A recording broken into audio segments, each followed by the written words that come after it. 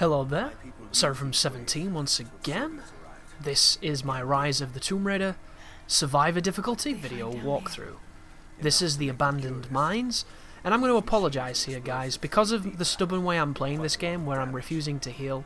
You're going to have this beautifully lit, really pretty sequence ruined by the fucking, like, 240p resolution bullshit soft focus blurry blood on the screen.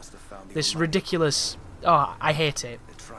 And on that note, let's compound the things that I don't like about this game into a nice concise bow and ribbon. I don't like the healing system in this game, I think it's crappy. I don't like the exposition dumps that Laura does at the camps, because the game didn't tell the story confidently enough, so it thought it had to squeeze all this additional detail in between hand just in case we got confused on things. I hate the low sensitivity on the aiming because it doesn't want it to kill the frame rate. I wish the frame rate was 60, but it's not. And then the challenge of the game is severely lacking. But that's it. Oh, sorry, and the fucking jumping every so often gets wonky, like the ice climbing and stuff, occasionally wonky. But that's literally it, guys. Everything else is absolutely spot on. I really think it's great. Like a moment such as this. Look at the lighting on the water where it does those subtle ripple reflections as it oscillates. Like, just crazy detail and really nice. Like the hues here, just the diversity of the visuals. We went there from a very red, maroon haze into that, crazy almost greenish, like a verdant hue. And then we're here in this cyan blue, this almost ethereal, icy glow. Look at it, just... and that's all in the space of like the last 10 seconds. And now we're introduced to another fight where I'm going to show you a real nice quick strat here. Choke the first guy as he talks, choke his buddy on the machine, and then if you get into position you can shoot an arrow at his friend up there. But I decided to go up there, and I do it prematurely because there's a puzzle in this room which I really should have done after I killed the guy, but I wanted to go and try and grab him. We're also going to get the knife here, which is nice, because the knife is really cool. It's not as quick as I would like, but it's cool. Like, that's one of the aspects of these games that, if I was a director for a series such as this, when it comes to the executions, when you come behind somebody and you press Y or whatever button it is, I would ask the team to design as many as those as we could. Like, if there's ever a moment where there's nothing to be done, or where we've covered our quota of what we were working on that day, I would ask people to just have fun. Like, knock yourself out. Just make the most ridiculous execution animations you want, and just make a bunch of them. And doesn't necessarily mean that they would all make it into the game, but what it does mean is, on the final game, when you get behind something and you press Y to stealth kill it, which is something you do a lot in games where stealth killing is available, that it's not always the same animation. Because I love seeing new animations, seeing different animations, having that moment where you go, whoa! And it's such a raw feeling, but a lot of games just don't do that. And it's obvious why, because it's expensive to have your animators and your modelers do these, these additional superfluous things that aren't necessarily necessary. If you have a really nice pull 'em back and stab 'em animation, then that's fine. But just having a few is... I'm always more for more. That's kind of the way I look at things. I love having that, just those unique things. It's the same with first-person shooters. One of the areas of first-person shooters that I think have always been lacking is reloads. There's so many different creative ways you can do reloads. Did you see it just then? How the fuck does that miss? When I press A and then I press X to do a simple 2-button sequence to climb a wall, I'm not fucking up at that point. I'm not pressing the wrong buttons. I'm not pressing buttons. It's a simple binary thing. A, X, A, X. A toddler could do that, and it didn't work, and I nearly fell. Like, super bizarre detection at times. But as I was saying, sorry, like, just creative different reloads. Why is it always the exact same animation? Why is it always the exact same cartridge? So many simple, subtle details that you can tweak that make it important and give it that extra oomph. It's those details that get lost. Like, one of my favourite things about an old game by the name of Turok 2, even Turok 1 had this, so let's say Turok 1, seeing as how that's just been remade, like all high def and updated controls and things. On that game, you can get different shotgun shells. different types of shotgun shells, and they're different coloured. And when you shoot and you eject the shell, a different coloured shell gets ejected. Sounds so small, doesn't it, and insignificant, but it's amazing. And you know, when I think about Turok, and I think about being a kid and playing that game on the N64, do you know the first thing that comes to my mind is those different coloured shells? Because creatively and artistically, because I'm a pretty artistic guy, you know, ever since I was a kid, I used to love to draw, and I look at things from a design perspective. That's what stood out to me, and that's what I remember. And it's such a subtle detail, and it's the type of stuff that we lose in favour of, you know, massive open world scale and all the other stuff they try and sell as like fucking microtransactions and cooperative this bullshit and multiplayer that bullshit. And it's just those details, and it's the details that really makes it, guys. They say the devil's in the details, and it's not really true, you know, because although it could be true, depending on, I suppose, how you perceive the devil, because bearing in mind the devil is simply a tool of fear used by fearmongers. So if you look at the devil as something positive, then, you know, it's not a negative thing, is it? It could be quite a cool thing. By the way, guys, this does not work on the very first rotation. For some reason, the guy on the left, if you do this as quick as I just did, can sometimes see you. So I recommend restarting checkpoint here to get the right rhythm here. The right line. Stab this guy. Once you stab this dude, it's going to be a bunch of dudes in front of you. This is a fantastic sequence, this, because it's just the right amount of enemies, just in a creative enough amount of areas to do something really fun. And you're watching it right now. You can throw a consumable here to get rid of these guys, or you can shoot them with an arrow. It's entirely up to you. Whatever you want to do, whatever you think will work. I'm going to throw this, which knocks people down, and then I'm probably going to go and... Oh no, I got rid of it. Am I just going to arrow them?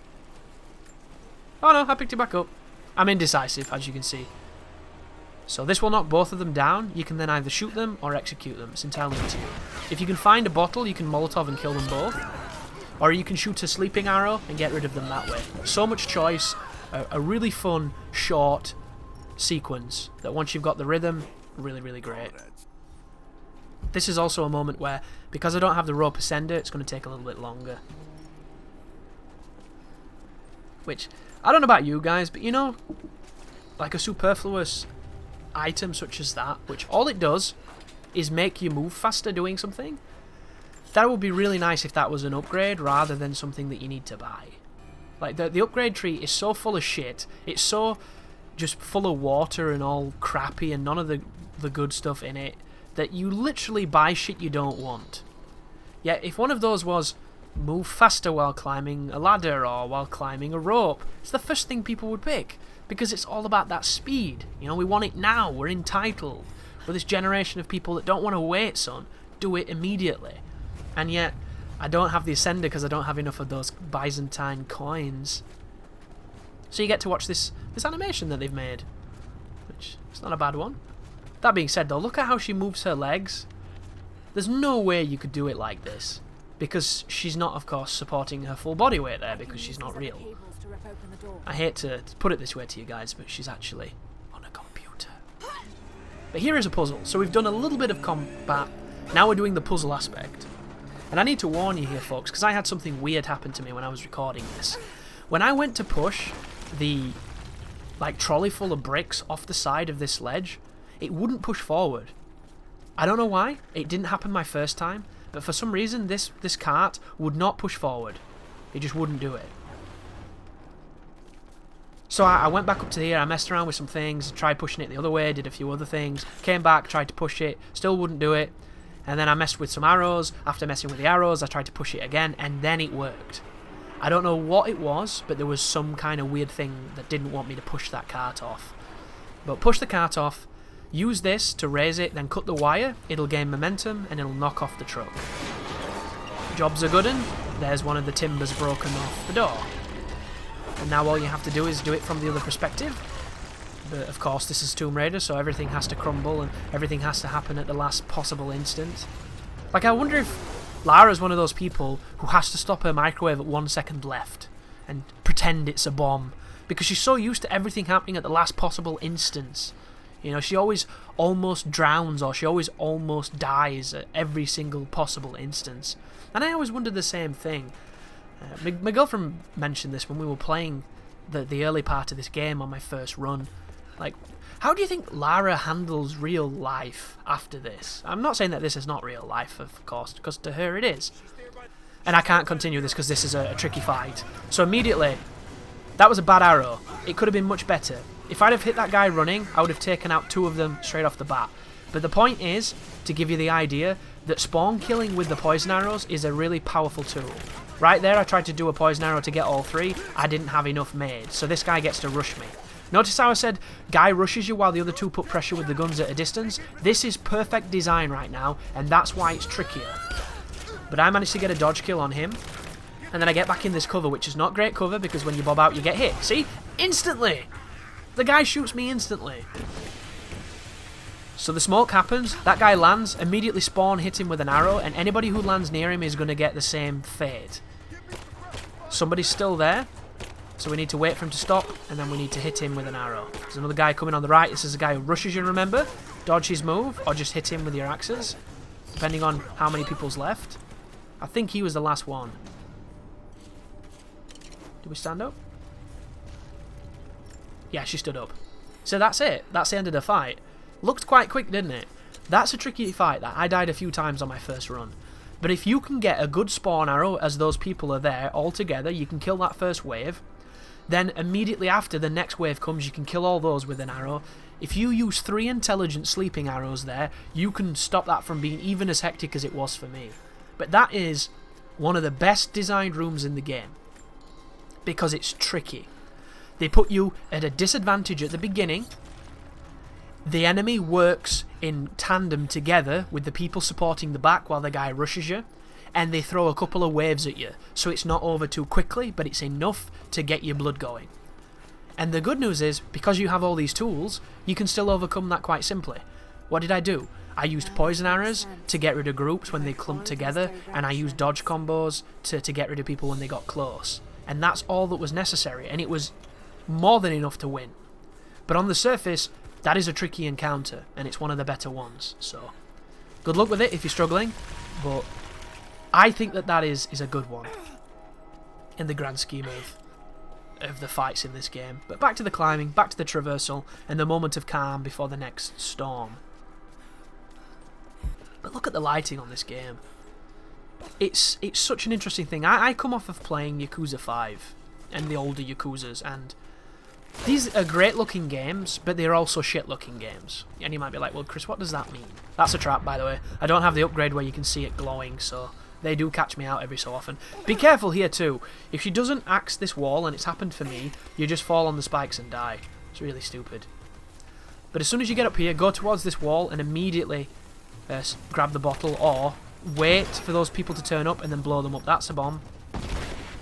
There's a guy with a shield. And that's the end of the encounter. I just hurt myself with my own gas there, if you're wondering. You don't need the Molotov. So that's a perfect... Look at that for a strat. Wait a few seconds so that everybody moves towards that barrel, blow the barrel up, and then just smoke the guy with the shield. That is a potentially tricky moment that's done in a second really effectively. And that's one of the greatest strengths of the combat for me, is the way that you can turn it almost into a puzzle. And I love that aspect of games when there is a solution that is readily available if you can figure it out. And I don't think it would suit every game, because I think in some games it would detract away from what it does well. Whereas in a game such as this, I think it really complements it, because it turns it into that, do this to the left, do this to the right, do this in front, and done. Whereas you don't have to do that. You could run and gun like a lunatic if you want to, and turn it into a completely different kind of thing. But in the way that happened then, it was almost scientific, and that's what I like about it. And every fight, pretty much in this game, can be treated like what just happened, as long as you get that good path, you get that good route. Really, really cool touches, and I like it. But as I mentioned earlier, I really do feel that it needed to be offset with encounters that are much longer, that have a wider diversity of enemies, and that have you on the back foot. But there's going to be a little bit more platforming and puzzling here, guys, as we push forward. Still got the blood on the screen, so I do apologise about that. A little bit trickier to heal in this particular sequence, because I have to hit a campfire. There's no animals to skin. And we have a puzzle to do here, which is a little bit finicky. You're going to see it get quite finicky, but for the most it's clever. There's a lot of moments in the game where you have to fill things with water to use the weight, or the added weight to do stuff, which I think is a great idea. I'm a big fan of puzzles that are simple, but you have to get that, like, you have to think of it the right way, and you have to get that mindset, and then you have those, you know, those epiphany moments. I really like that. But right now, look at this. That's touching the water, yeah? There's water going in that. There's no way you can tell me that that's not filling with water. Yet it's not doing the noise telling me that it's working. So I'm like, have I done something wrong here? And I cut the wire, and it swings back, but it doesn't make the noise to tell me things are happening. So I'm like, okay, I've done this wrong. So I connect it back again, I wind it up again, and what I've done wrong here, if you're wondering, is it's not to the left enough. All I have to do is push this a little bit more to the left and it's fine.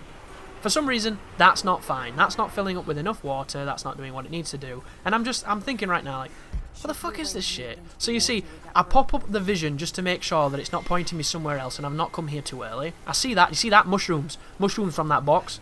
Really good box. And all you needed to do is push this a little further this way. And immediately, listen. See the shake? See the difference? And she talks, and we're done. And then it does this quick, you need to run away because every single thing in this game crumbles. Like, you would probably believe the Earth was hollow with how much this shit breaks in these games. Everything's falling away. It's like the arse is falling out of the planet. It's amazing. But do your scrambles, do your jumps. Don't panic here. If you panic jump, you can generally take away your momentum and you'll end up falling to your death. Happens to me all the time. But the trick there is you're not actually in that much danger because the platforms are always designed so that they support you long enough to continue onwards. When Tomb Raider first came out, that was not a paradigm in gaming. That was something that could easily fuck you. And in certain games, it'll fuck you too. But more recent games, when everything's all blowing up and it's looking all crazy, unless you're being forced forward by an interesting perspective on a camera, you can probably explore and do anything you want because it's all programmed to happen as you trip it. And if you never trip it, it never happens. That was weird, I just got turned around in the water. No idea why. Very strange. But we get to once again stare at Lara's bottom in the water and just check out, look at the creases on those trousers, dude. Look at like the gloss on the material. It's so good. The detail in this game is really nice. It truly is. But we're coming to the end of this video. Hopefully we're going to hit a camp so we can get rid of that awful overlay of blood. Which, every time it goes to a cutscene and it comes back, it repopulates the screen with the blood. Which I didn't think it would. I thought it would give you a new instance. But right there, it went. That was weird. Why did it go? Maybe it was edited, I don't know. I don't think it was. That wasn't edited, guys. It just got rid of the blood. What the fuck is that? It's making its own rules up. No idea. But thank you for watching, guys, anyhow. We're just going to be running up the top of this to get to the geothermal valley, which is going to be the next video. But the only thing left to do is another one of those zip lines. So I hope the guide's helping, and if not, I hope you're finding something interesting from the discussion. Maybe in the comments or maybe just from the video itself. But as always, you take care now.